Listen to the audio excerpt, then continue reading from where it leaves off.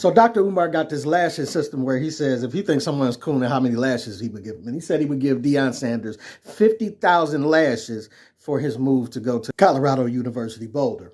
And something I didn't get into in my prior videos is that the administration was still in that Jackson State. So that's something else we got to get to, but we're going to get into that in a minute too, though. Trying to exempt black celebrities from accountability to the race. Celebrities are not above accountability. Stop, I agree. Charlamagne. So how many lashes? Stop. How many lashes for Dion? 50,000 lashes for Dion. Now, no. Shut up. More important question. How much you? No. How much you gonna donate to an HBCU today?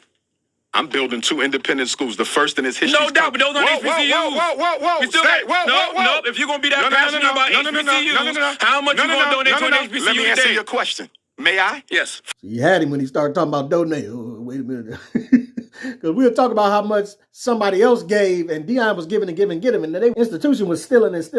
So you got to put that in perspective. But I will give Dr. Umar this. Dr. Umar is building his institutions, independent schools. And he has the school right now. I know he has one of them. And he's put HVAC systems in. And we're going to get into that clip of that, where he's talking about how some of the pros and cons that he's having to deal with as far as getting contractors to do right by the school. But he is building the school. But here's some of the rest of his reasoning as he was going off on Dion. You got HBCUs at risk of being closed. I read something that said almost a half of them. A half may not survive the decade. So this was bigger than football. This was about the survival of the HBCU. It's bigger than Dion, especially, though, Dr. Umar. No, yes, no, it is. I think no. Stop trying to. You're blaming an individual. Stop trying to give celebrities a pass, Charlamagne. No, you're blaming an individual I'm not instead of blaming talking about him. the issue. I'm blaming black men for not being men. But you know what? I'm blaming us for not being men. That was an unmanly move. Can you admit? So that's an unmanly move for him to go move on to better. Listen, Dion was supposed to make $1.2 million in 4 years. He's paying $300,000 of it back because he's not going to finish the last year. He donated half of his salary to give upgrades and locker rooms and all of that to the school. Not to mention taxes, right? Taxes as well. Dion is probably going to come out of pocket to pay them for all the time that he spent there. And I'm going to show you some of the stuff that he had to go through as far as the stealing and pilling and stealing that was going on at Jackson State. Because you want to call him not a man, but you're not calling out the folks at Jackson State for all the pilling and stealing they doing. The HBCUs are suffering right now because of attendance, of course, and notoriety, of course, but also because people, black folk, got their hands in the pot. And we don't want to call it like it is. How can we have 60,000 people in the darn stadium? You talking about we sold out, and I checked the receipts, and we done sold 28,000 tickets. Now, y'all better find out who's stealing, because that affects my pocket. You may not like it, but I ain't lying. So it's a lot of stuff like that, and it's more that goes on that we got to address. And I just have the audacity to address it. You know, on one hand, they like, oh, we can't pay him. We're a small university. Yeah, you can't pay him like $5 million a year, of course, but you could pay him more than you was paying him if you stop pilling and stealing out the pot. 28,000 tickets as a verse to 60,000, and I'm going to show you why I kept coming up under 30,000. Word is there was a clause in his contract between JSU and Deion Sanders that after 30,000 ticket sales, the coach will receive a percentage of the sales. That didn't happen the whole time that he was there. The data was always incorrect for the ticket sales numbers. Somehow the proceeds from thousands of ticket sales went missing. And Deion Sanders, the football team, nor the staff saw any of that money. You see what I'm saying? You give and you give and you give. I'm going to show you some more stuff he gave too.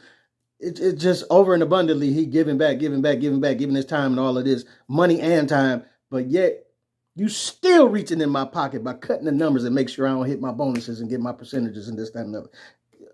People are calling out JSU for the misuse of football funds, claiming that you had individuals stealing money from the football program by moving it to general funds and scholarships, basically stealing from Coach Prime and the players. And according to a source, they believe that has a lot to do with why Deion Sanders is leaving. And shout out to Pink Book Lessons for this great video she put together. But I want to jump back to the Breakfast Club. And Dr. Umar, when he started the interview, he was talking about the difficulties he was going through with people conning him as far as dealing with black folks, construction companies, and how he ultimately had to go to a white company to get it done. So now we got the building. So what's been going on the past 3.5 years? Getting contractors who you can trust to help you with it. And contractors were not kind to us, man. They ripped us off. They scammed us. They stole out the building. The con is real. The con and contractor I've been dealing with it for the last 5 years. It's very real, brother. Absolutely. And then finally, we had our second FDMG festival this past September the 10th. And I said, you know what? We may have to step outside the African-American community to get this done. Heavy similarities here. You trying to build a school for black folk, Deon trying to build something with the HBCUs, and we having trouble dealing with our own people stealing from us and conning us as we go forward. Because we've been waiting 3 years for our people to help us, not for free. We could afford to pay them, but they wasn't being honest with us and straight up. And of course, we know that's not all of our contractors. We want to be clear. We've met a lot of decent contractors along the way, but the ones who we had to use because they was licensed and certified where we are, they didn't really do us right. So I said, let's go with some white folks. And guess what? Here we are, 90 days later, and the white contractors have gotten us to the finish line in 3 months versus 3 years waiting on our own people. Now, there was also a lucrative TV deal in place that Coach Prime wanted to get, but the university did not. Sources say that Coach Prime used his own money to build a new locker room, all the new designs. That came from Coach Prime's pocket. The new players' lounge, all of it. He also used his own money to feed his players. All of the fancy meals you saw the players eating, Coach Prime paid for that. When JSU went to the Celebration Bowl last year, the school didn't give any money back to athletics.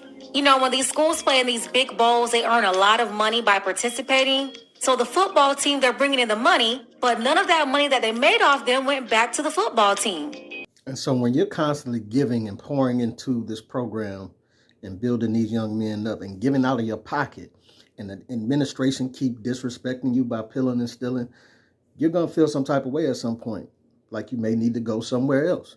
Just like Dr. Umar felt like, hey, I'm tired of getting ripped off. Maybe I need to go a different route. Both schools get a sum of money. My question was, if we went out there and we the ones did that, why are we splitting some? That we did that. The football program did that. The school didn't do that. The football program did that. So those are my questions as well as concerns. Okay. Yeah, I want to see that. How is that regulated and dispensed?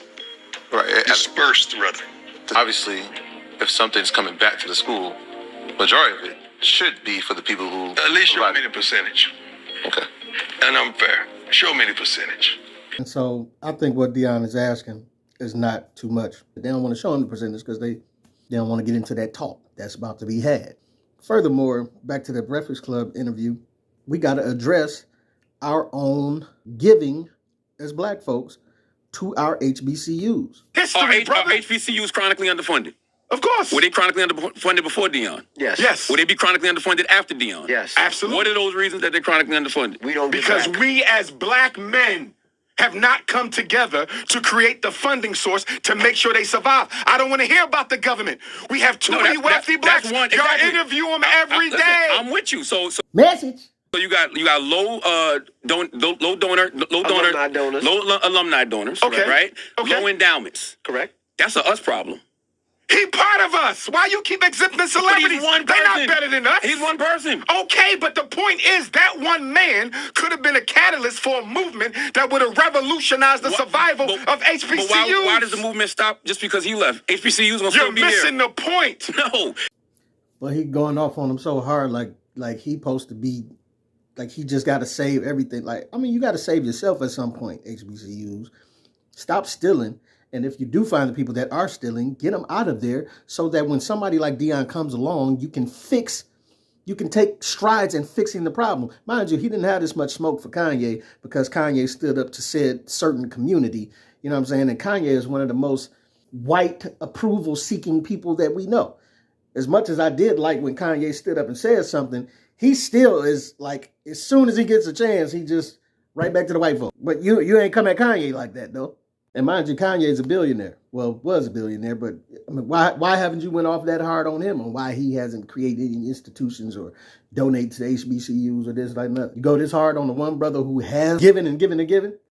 But tell me what you think about the stealing at Jackson State and Dr. Umar's opinion on Dion and the whole situation. It's your boy Pete Camp. Get at your boy.